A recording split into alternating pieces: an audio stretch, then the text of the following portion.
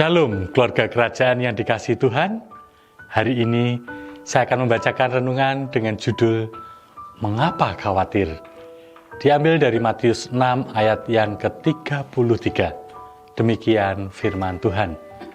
Tetapi carilah dahulu kerajaan Allah dan kebenarannya, maka semuanya itu akan ditambahkan kepadamu.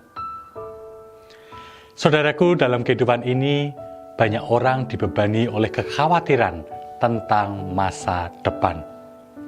Kita khawatir tentang pekerjaan, keuangan, kesehatan, pendidikan, anak, atau berbagai hal yang belum tentu terjadi.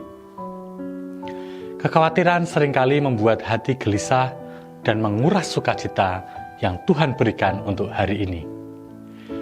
Melalui khotbahnya di bukit, Tuhan Yesus mengajukan pertanyaan yang sederhana, tetapi sangat mendalam. Mengapa khawatir? Ia mengingatkan bahwa Bapa di surga memelihara burung-burung di udara dan menghiasi bunga-bunga di padang dengan keindahan. Jika ciptaan yang demikian kecil saja diperhatikannya, terlebih lagi anak-anaknya yang dikasihi. Tuhan tidak mengajarkan kita untuk hidup tanpa perencanaan atau tanggung jawab. Namun, Ia mengajarkan agar kita tidak menjadikan kecemasan sebagai pusat hidup kita. Kekhawatiran lahir ketika kita mencoba mengendalikan masa depan yang sebenarnya berada di tangan Tuhan. Sebaliknya, iman mengakui bahwa Tuhan memegang hari esok dan sanggup memelihara kebutuhan kita setiap hari. Kunci mengatasi kecemasan masa depan terdapat dalam Matius 6 ayat yang ke-33. Mendahulukan kerajaan Allah dan kebenarannya. Ketika pusat hidup kita adalah mencari kehendak Tuhan, hidup benar di hadapannya, dan melayaninya dengan setia, kita belajar mempercayakan kebutuhan-kebutuhan hidup kepada pemeliharaannya. Tuhan berjanji bahwa apa yang kita perlukan akan ditambahkan menurut kehendak dan waktunya.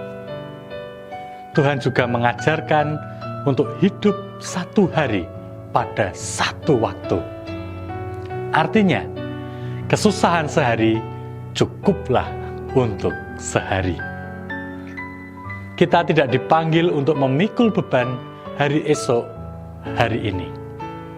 Tuhan memberi kasih karunia yang baru setiap pagi dan kekuatan yang cukup untuk menghadapi tantangan pada waktunya. Jika hati kita dipenuhi kecemasan tentang masa depan, datanglah kepadanya dalam doa. Serahkan segala kekhawatiran kepadanya. Pilihlah untuk tetap setia melakukan kehendaknya hari ini dan percayalah bahwa Bapa yang memelihara hidup kita. Ia tidak pernah lalai memperhatikan kebutuhan anak-anaknya. Nama Tuhan dipuji. Haleluya. Jika keluarga kerajaan semuanya merasa terberkati dengan renungan hari ini, bisa like, komen, subscribe, dan share renungan harian ini ke lebih banyak orang agar menjadi berkat. Terima kasih, Tuhan Yesus memberkati.